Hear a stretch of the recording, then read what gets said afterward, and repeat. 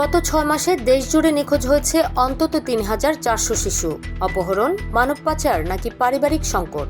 শিশু সুরক্ষা নিয়ে কাজ করার প্রতিষ্ঠান মুন অ্যালার্টের এই হিমশীতল তথ্যে দেশজুড়ে দেখা দিয়েছে চরম আতঙ্ক ও উদ্বেগ। মার্কিন অ্যাম্বার অ্যালার্টের আদলে ২০২৬ সালে সিআইডির উদ্যোগে চালু হয় মুন অ্যালার্ট। তাদের তথ্যানুযায়ী কাটাবন থেকে ১০ বছরের সিয়াম, ঢাকেশ্বরী থেকে ১২ বছরের জাকারিয়া সহ দেশের বিভিন্ন প্রান্ত থেকে প্রতিদিন শিশুরা নিখোঁজ হচ্ছে। একটি অংশ পরিবার ছেড়ে চলে গেলেও বড় অংশই পড়ছে অপরাধ চক্র ও মানব পাচারকারীদের ফাঁদে। পল্লবীতে ৫ বছরের শিশু ইব্রাহিম বাসা মালিকের পেছনে ঘরে ঢুকে আর বের হয়নি, মেলেনি কোনো কুল কিনারা। তবে আশার আলো দেখাচ্ছে ডিজিটাল সচেতনতা। দিয়াবাড়ির ৯ বছরের জুনায়েদ কিংবা মোহাম্মদপুরের ৭ বছরের আয়ানকে সামাজিক যোগাযোগ মাধ্যমে দ্রুত তথ্য ছড়িয়ে উদ্ধারে সফলতা মিলেছে।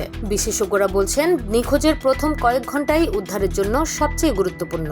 দেরি না করে দ্রুত থানায় জিডি করা এবং মুন অ্যালার্ট সহ সংবাদ মাধ্যম ও ফেসবুকে তথ্য ছড়িয়ে দেওয়ার পরামর্শ দিয়েছেন তারা। তবে ব্যাংক ডিসপ্লে ও পরিবহন কেন্দ্রগুলোতে পূর্ণাঙ্গ সমন্বয় না থাকায় মুন অ্যালার্ট এখনও শতভাগ কার্যকর হতে পারেনি। বিশেষজ্ঞরা বলছেন, সংখ্যাটি শুধু একটি পরিসংখ্যান নয়, বরং এটি শিশু নিরাপত্তা, মানব পাচার, পারিবারিক সংকট এবং আইন শৃঙ্খলা ব্যবস্থার জন্য বড় ধরনের সতর্ক সংকেত। দেশে সবকিছু কার্যকর থাকার পরেও এমন ঘটনা মারাত্মক ভয়ের বার্তা দেয়। এই ঘটনায় দেশের আইন শৃঙ্খলা পরিস্থিতির বিপর্যয় সামনে এসেছে।